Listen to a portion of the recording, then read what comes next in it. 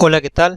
Bienvenidos a la clase 8, donde vamos a continuar con la unidad 4 del nivel tisular de organización, y en esta segunda parte vamos a ver los temas referidos al tejido conectivo y generalidades del tejido muscular y nervioso, que ya igual vamos a ver más adelante, mucho más profundamente. Habíamos dicho que ese tejido conectivo tenía varias características que ya iniciamos, que cumplía varias de estas funciones, y dentro de estas también características del tejido conectivo, una de ellas es que había mucha sustancia intercelular, a diferencia de lo que decíamos del tejido epitelial, donde las células están muy compactas, muy juntas una con la otra. En cambio acá puede haber bastante distancia entre una célula y la otra. Obviamente estamos hablando de micras o de mucho más chico que el centímetro, pero las células no se están tocando básicamente en estos tejidos. Habíamos visto que tenía dos elementos básicos, las células y la matriz extracelular, y que dentro de las células teníamos varias, tipos, pero se pueden dividir en dos, las fijas y las migrantes. Acá incluí los fibroblastos o fibrocitos, son las células principales en este caso de este tejido. Incluí las células plasmáticas también, que son células fijas, y dentro de las migrantes tenemos los macrófagos, mastocitos y leucocitos o glóbulos blancos.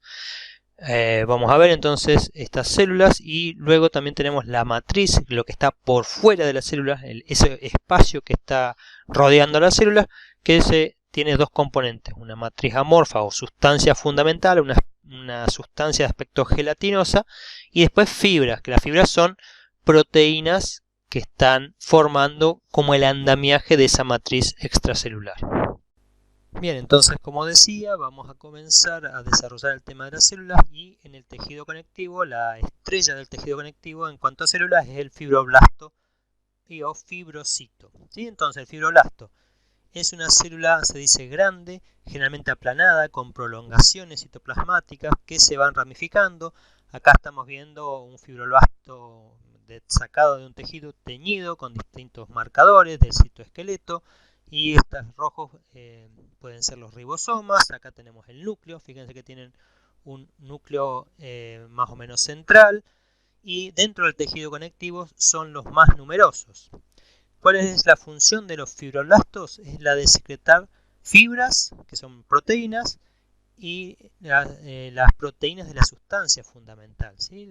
Y también la misma sustancia fundamental. Acá tenemos más o menos dibujado esquemáticamente el mismo fibroblasto, y vemos que produce, estas son fibras, las fibras de colágeno, una proteína que seguramente todos habremos escuchado hablar. El colágeno, que por ahí se agrega para la piel, etcétera. Bueno, esa lo producen los fibroblastos. Y también producen las fibras elásticas y las fibras reticulares, aunque también a esos fibroblastos que producen células reticulares también se les dice células reticulares. También secretan las proteínas de la sustancia fundamental o matriz amorfa. ¿Sí? Entonces, básicamente son responsables de generar casi todas los componentes de la matriz extracelular. Y también habíamos dicho que yo les dije fibroblasto y fibrocito. O sea, el fibroblasto generalmente es una célula que conserva la capacidad de dividirse y de regenerar el tejido de ser necesario. Es decir, ante un accidente, una quemadura, una pérdida del tejido conectivo, como puede ser, no sé, una cirugía, una herida, que nos sacaron parte, por ejemplo, de la piel. Bueno, los fibroblastos conservan la capacidad de seguir sintetizando las sustancias fundamentales y las fibras extracelulares, así como también la capacidad de dividirse para aumentar la cantidad de células que pueden participar en la regeneración o restauración del tejido conectivo. ¿Sí? En cambio, cuando estas células ya no se pueden dividir, se transforman en una célula que se dice más especializada, una célula que no puede generar más células. Entonces, en ese caso se lo transforma en un fibrocito. Generalmente eso ocurre cuando las células han quedado ya rodeadas de sustancia, de esa sustancia fundamental, de esa matriz amorfa, y por lo tanto es como que ya están rodeadas y no pueden seguir participando en ese metabolismo del tejido, no al menos a nivel activo. ¿Sí? Sí tienen la capacidad de secretar la sustancia, pero no de dividirse. Es como que perdieron una de las capacidades. En ese caso se le llama fibrocito, donde la célula se transforma un poquito más afinada, ¿sí? Como se dice en forma de huso, como una fibra alargada con las puntas finas. Bien, otra de las células decimos que son las células reticulares. Estas son fibroblastos especializados que lo que secretan, acá tenemos en negro, son las fibras reticulares. Pero también hoy por hoy se los considera ya un tipo de fibroblasto. Las fibras reticulares son distintas a las fibras de colágeno, aunque están formadas por colágeno, y como su nombre lo indica, tienen o forman como una red o una malla en el tejido conectivo. Ya lo vamos a ver. Los adipocitos son las células que encargadas de almacenar los triglicéridos. También son células que no son móviles, que están fijas y se encuentran, por ejemplo, debajo de la piel o rodeando los órganos para protegerlos y además para aislarnos. Acá fíjense que tenemos cada una de estas es una célula con su núcleo. Lo que pasa es que ese citoplasma queda prácticamente en un 95% cubierto de gotitas de lípidos, de gotitas de triglicéridos. Entonces acá tenemos los distintos, o sea, este es un tejido graso, como cuando uno ve, por ejemplo, en una corte de carne, en el asado, o en donde sea, que ven esa parte blanca que es la grasa. Bueno, ese tejido graso está formado por adipocitos que constituyen entre todos ellos el tejido adiposo, como vemos acá, y cada uno de esos adipocitos, cada una de esas células tiene un núcleo y un citoplasma, ¿sí? Que en su mayoría lleno de gotitas de triglicéridos, de grasa. Y la tercera de las células, que pueden ser fijas, pero también pueden llegar a ser migrantes, son los macrófagos. Los macrófagos derivan, ¿sí?, de los monocitos de la sangre, es decir, en sangre se llaman monocitos. Cuando pasan a los tejidos y pueden quedar ahí fijos, se los llaman macrófagos.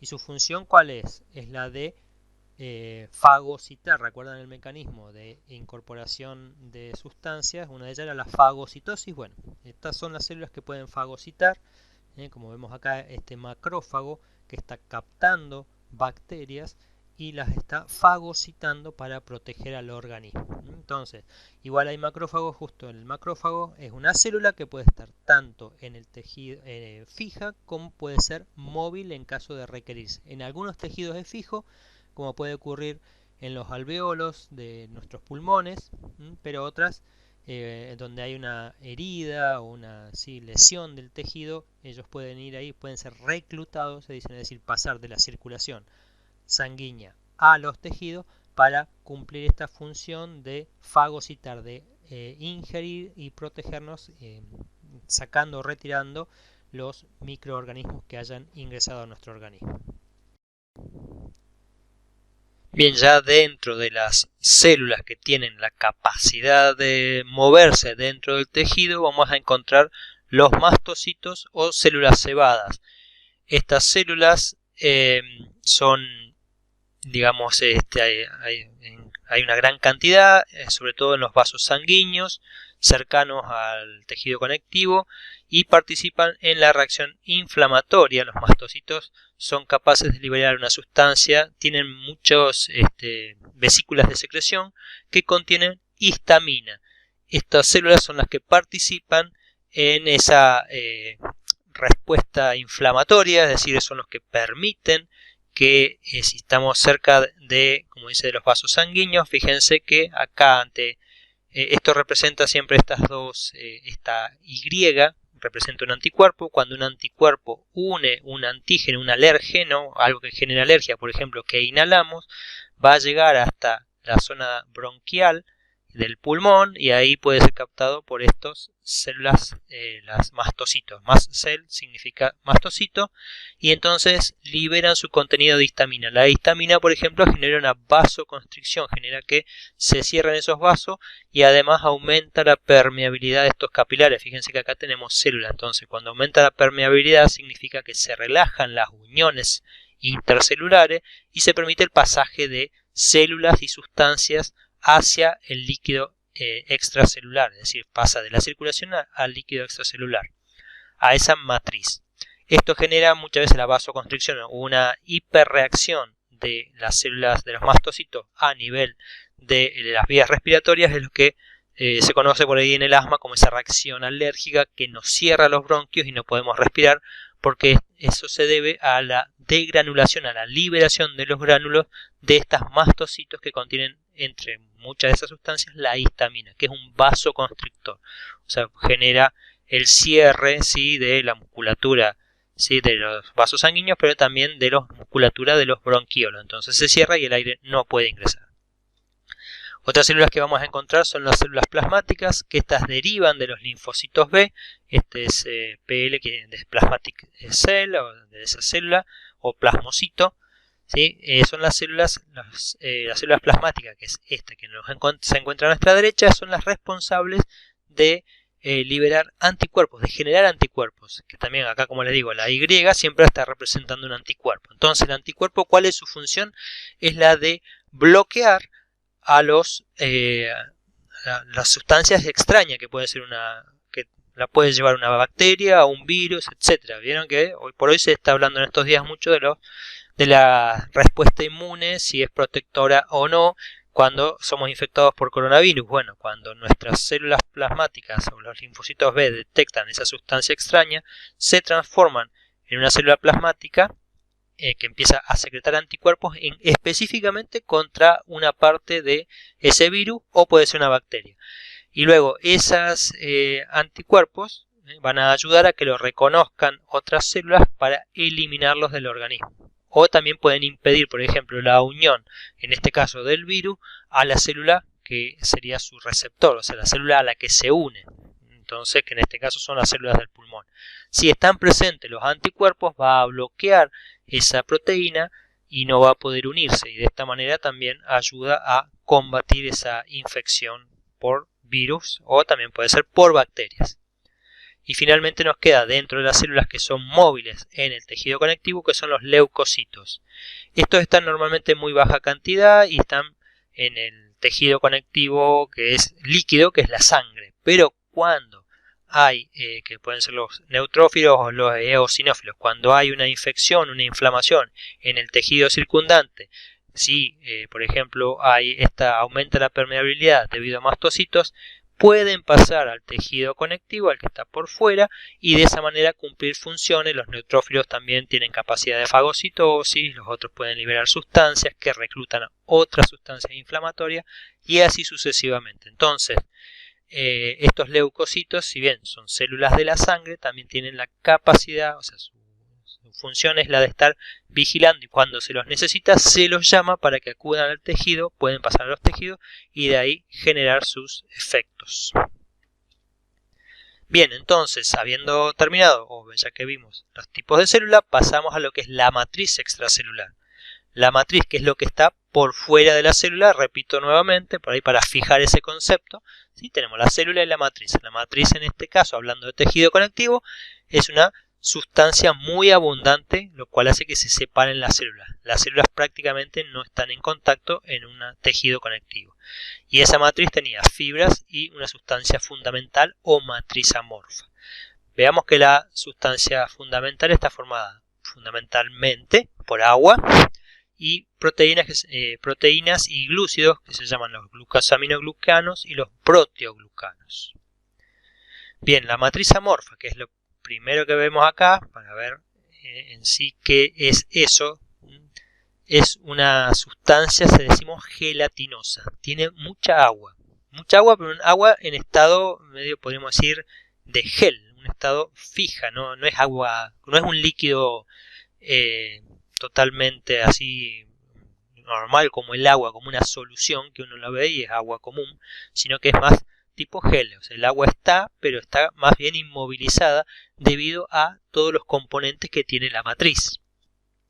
Su función es la de generar un soporte celular, es decir, que las células puedan estar sostenidas, que se unan las células, o sea, no entre sí, pero sí que se permitan estar relativamente cercanas, permite retener agua y es el medio en donde se van a producir el intercambio de sustancias, ¿sí?, entre la sangre y las células, y a través de la matriz amorfa es donde viajan los nutrientes, que pueden ser los aminoácidos, la glucosa, o bueno, incluso los ácidos grasos, para llegar a las células.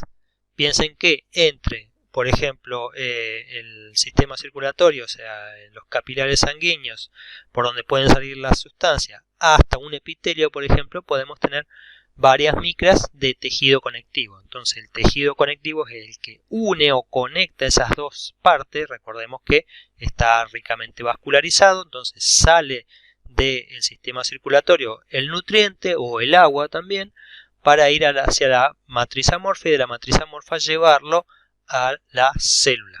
Entonces por eso su función es la de servir de medio para el intercambio de las sustancias.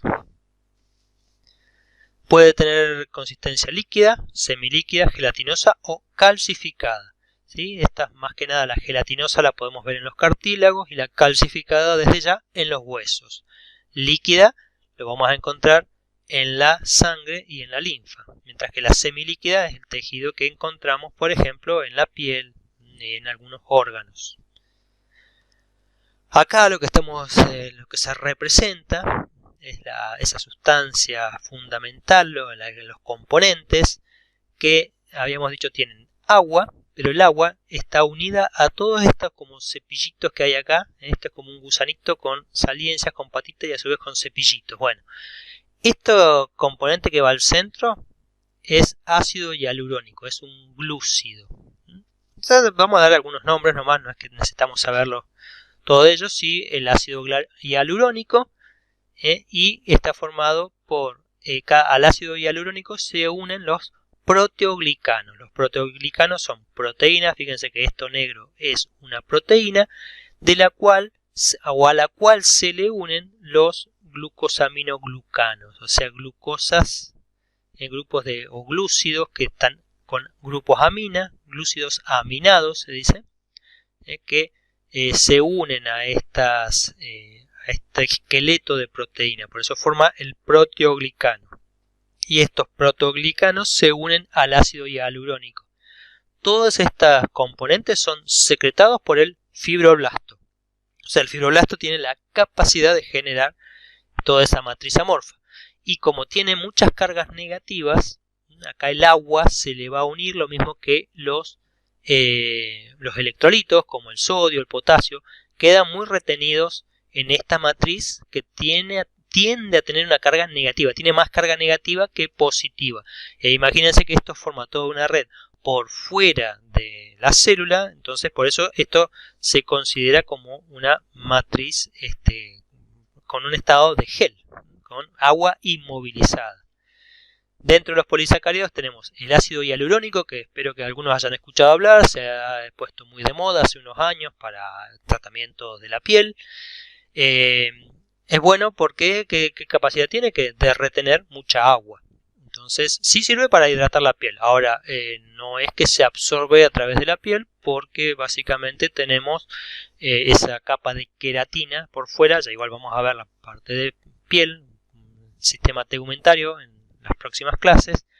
Pero bueno, una de las ideas es que mantiene la humedad o la hidratación de nuestra piel, o al menos las capas más externas. Y después podemos encontrar condroitin sulfato, dermatal sulfato y queratan sulfato, que son distintos componentes, ¿sí?, de estos glucosaminoglucanos, o el GAG.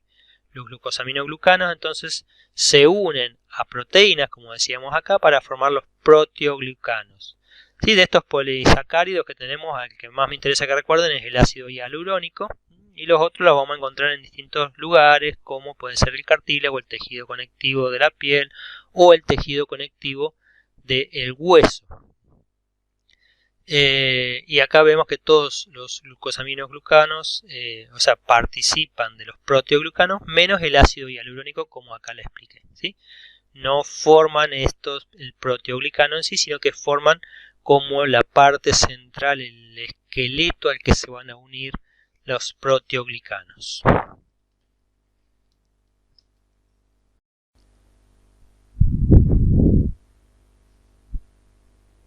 Acá entonces podemos visualizar cómo funcionan los latidos del corazón, y eso esa contracción y esa elongación que realiza el corazón entre la sístole y la diástole tiene que ver mucho con esas fibras elásticas, lo mismo que acá en los alvéolos, donde podemos visualizar que se contraen y se dilatan. A ver, tenemos unos problemas técnicos. Sí, estos son los alvéolos en los pulmones. Ven como cuando entra el aire se dilatan y luego cuando sale expiramos se contraen. Entonces de esta manera, bueno, las fibras elásticas contribuyen a mantener y sostener el tejido, ¿sí? Cuando se estira y cuando se acorta. La tercera de las fibras que nos queda entonces por ver son las fibras reticulares.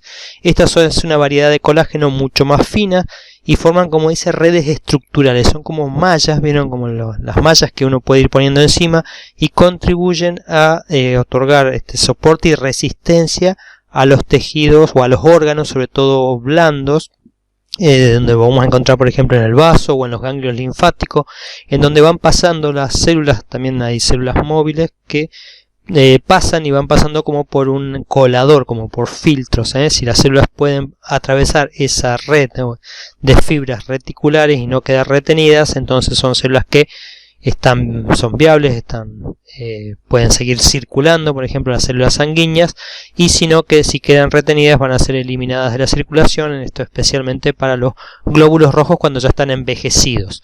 Entonces esto forma lo que se llama el estroma, que sería como el esqueleto donde se asientan las demás células. Ese es un estroma, y está en el estroma de muchos órganos blandos, incluyendo, no es solo el vaso y los ganglios linfáticos, ahí sí es muy importante porque tiene esa función de selección o de colador, digamos, o de filtro, sino también en otros como estómago, intestino, etcétera, aunque ahí su composición no es tan importante como en estos tejidos que nombramos, pero también están presentes porque forman ese estroma. Y también importante, las fibras reticulares forman las membranas basales sobre las cuales se asientan los epitelios. ¿Se acuerdan que habíamos dicho que una parte estaba formada por el tejido conectivo? Bueno, estas son las fibras reticulares que estarían formando esa parte de la membrana basal. Ahora, el tejido conectivo lo vamos a clasificar. Existen varios tipos de tejido conectivo en función de cómo se disponen las células y las fibras y la composición que tenga de fibras y de células. Vamos a encontrar varios tipos de tejidos conectivos. Uno de ellos, bueno, está el tejido embrionario, del cual, bueno, no vamos a desarrollar mucho, ya que nos interesa más la parte de adulto y no del embrión. Y ya en la persona cuando nace tiene 4 tipos de tejidos conectivos: el conectivo propiamente dicho, cartilaginoso, óseo y líquido. Pero a su vez podemos dividir el tejido conectivo propiamente dicho en tejido conectivo laxo y denso. Dentro del laxo encontramos el areolar, el reticular y el adiposo. Y dentro del denso encontramos el regular, irregular y elástico. Y dentro, bueno, después del tejido líquido, vamos a encontrar que tenemos la sangre y la linfa. Y ahora vamos a ir desarrollando cada uno de ellos, pero fundamentalmente vamos a ver en estos dos, entre el laxo y el denso, ¿sí?, cuáles son las diferencias, por qué decimos cuándo es un tejido conectivo laxo y cuándo es conectivo denso.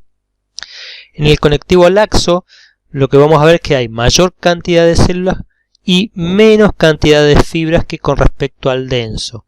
En esto vamos a encontrar, decíamos, el tejido conectivo areolar, adiposo y reticular. O sea, acá tenemos una gran cantidad de células. Hay muchas células, aunque no estén todas necesariamente unas al lado de la otra, pero con mucha menos cantidad de fibra. En el tejido conectivo denso, ahí sí vamos a observar que existen muchas menos células y mucha mayor cantidad de fibras. Y estas fibras a su vez son más gruesas y están como más agrupadas. ¿Sí? Dentro de este tejido conectivo denso encontramos el regular, el irregular y el elástico.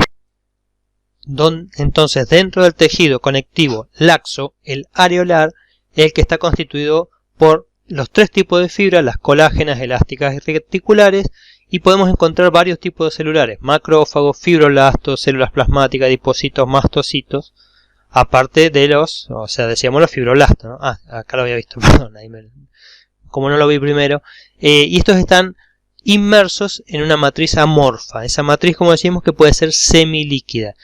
Principalmente lo vamos a encontrar en el tejido subcutáneo, debajo de la piel, en la dermis de la piel, la lámina propia de las mucosas, en esas mucosas, lo que está por debajo, ¿sí?, de los epitelios, y alrededor de los órganos, en los vasos y los nervios. Entonces, ¿qué le van a otorgar? Resistencia, elasticidad y sostén. O sea, permite sostener todos los tejidos circundantes. Acá vemos la fibra. O sea, acá tenemos en el tejido areolar, encontramos todos los tipos de fibras, pero no están ni muy densamente empaquetados, ¿sí? Entonces es una consistencia semilíquida, semisólida de un gel, en el cual vamos a encontrar muchos tipos celulares, y además eso permite el pasaje de sustancias a través de los distintos órganos. Imagínense que si está por debajo del intestino, facilita el pasaje de sustancias una vez que fueran absorbidas. En el estómago lo mismo, el intercambio de sustancias, no es que se absorbe, pero sí hay que secretar. Bueno, y en la piel indudablemente también es la que nos otorga mayor resistencia a esas partes más, las capas más internas de la piel. El siguiente conectivo laxo que hablábamos, bueno, el tejido adiposo. En este vimos que está constituido por adipocitos, y entre estos adipocitos acá en sí es uno de los tejidos que tiene menor cantidad de sustancia intracelular, porque están algunos de ellos bastante pegados. Esta es una de las excepciones, pero vemos que también igual tienen el tejido o el material intracelular, en la cual también vamos a encontrar vasos sanguíneos. El tejido adiposo está muy irrigado. Lo vamos a encontrar en el tejido conectivo profundo de la piel, en corazón. Fíjense que acá en corazón como está formando esa capa externa para protegerlo al corazón. En los riñones también tenemos una capa externa, ¿sí?, de tejido adiposo. En la médula ósea, o sea, dentro de los huesos, esos huesos largos como el fémur que tenemos, o al lado de los brazos, adentro hay una parte hueca que está la médula ósea. En esa médula ósea amarilla encontramos bastante este tejido adiposo, en las uniones articulares y también detrás de los ojos. Su función, como hemos dicho muchas veces, es reducir la pérdida de calor, nos provee energía, son reservas energéticas, o sea, esos triglicéridos que hay en este tejido se pueden movilizar para proveer energía en caso de ser necesario, y además dar soporte y protección, como por ejemplo al corazón.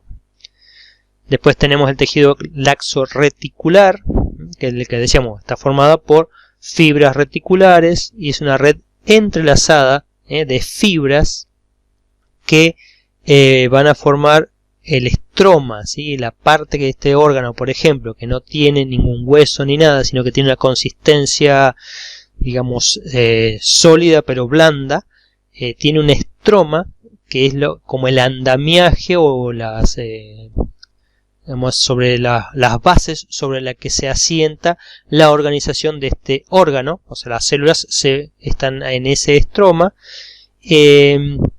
Además ayuda este tejido reticular a unir las células del músculo liso, la que está presente, por ejemplo, en el tracto gastrointestinal o en las vías respiratorias. Se encarga de eliminar los glóbulos rojos envejecidos que van a pasar a través del vaso, y también de atrapar microorganismos en los ganglios linfáticos. Acá tenemos un ganglio linfático en el cual tiene ese estroma donde hay muchas células, tenemos las fibras reticulares, y sobre esas fibras reticulares se asientan muchas células del sistema inmune. Pasamos ahora entonces a lo que es el tejido conectivo denso. Habíamos dicho que existen tres tipos, y dentro del conectivo denso, en el tejido conectivo denso se le dice denso porque cuando uno lo visualiza al microscopio puede observar que existen muchas fibras en el material, en la parte extracelular, en la matriz, como sustancia fundamental. Existen muchas fibras, y eso es típico. Por ejemplo, acá estamos viendo un corte de tendón donde observamos, esto en azul son los núcleos de fibroblastos, y fíjense que entre los fibroblastos lo que hay es muchos tendones, muchas fibras. Todo esto que está en amarillo está representando las fibras de colágeno, y entre esas fibras de colágeno quedan unos cuantos fibroblastos aislados y rodeados de esas fibras de colágeno, que acá fíjense que se disponen en forma paralela, ¿sí? Están todas muy una al lado de la otra, están dispuestos en haces. Tiene ese, bueno, como dice, ese color amarillo brillante que uno puede observar en un tendón, por ejemplo, cuando lo tiene. No sé si han visto alguna vez alguna carne, algún músculo con su tendón unido, pero tienen un color blanco brillante, y son estas fibras de colágeno dispuestas en haces. Estas fibras de colágeno que están dispuestas en haces, y bueno, y dentro de esos encontramos, como decíamos, los tendones, ¿sí? Los tendones que son los encargados de unir estos músculos al hueso. Las aponeurosis, que también son similares a los tendones, o sea, tienen la misma composición, pero unen grupos musculares más grandes, ¿sí? Es como un tendón, pero mucho más chato, y une músculos planos. Y también los ligamentos, que son los encargados de unir dos huesos entre sí, como los que vamos a encontrar en nuestros miembros inferior o en nuestros miembros superior, en las articulaciones, ¿sí? Entonces esos huesos están unidos por ligamentos, bueno, y otras estructuras, pero en general todas formadas por un tejido conectivo denso regular, en lo que da, como dice acá, una unión firme. No permite que se separen, es decir, eso es lo que permite el tendón, por ejemplo, la tracción del músculo sobre el hueso para producir el movimiento, y por otro lado, bueno, o sea que no se desarmen las articulaciones, le provee una base muy firme, una estructura bien firme, ¿sí? Es el tejido más duro que tenemos en nuestro cuerpo. De hecho, uno puede decir, come tendones en un locro, por ejemplo, va a ver que son muy duros. Luego tenemos el tejido denso irregular. También tenemos muchas fibras de colágeno, pero están dispuestas al azar y hay muchos menos fibroblastos. Como acá tenemos fibras de colágeno más gruesas, con poco fibroblasto, pero estas fibras de colágeno no se disponen en formas paralelas, sino que están más al azar. Es el que encontramos bien debajo de la piel y la que rodea los músculos y otros órganos, ¿sí? Porque es como que vamos pasando de una zona muy fuerte a una zona semi rígida o no tan rígida, y así, como para que, o sea, esta que va a aporta resistencia a los tejidos, a los órganos, para que no se desarmen. Lo vamos a encontrar, nos dice, en la región reticular de la dermis, formando el periósteo del hueso, es decir, es el tejido conectivo que rodea el hueso. El hueso, aparte de ser fuerte, vamos a encontrar que tiene un periósteo, que es un tejido denso y regular, muy fuerte, que cuesta también romper o sacarlo. Y de el pericondrio del cartílago. El pericondrio también es el tejido que rodea a un cartílago. En las uniones, por ejemplo, de las articulaciones vamos a encontrar cartílago. Bueno, cada una de esas uniones está rodeada por un pericondrio. Forma el pericardio también, es decir, donde vamos a encontrar las membranas que rodean al corazón, las válvulas cardíacas, y en cápsulas articulares, en regiones donde se produce las articulaciones.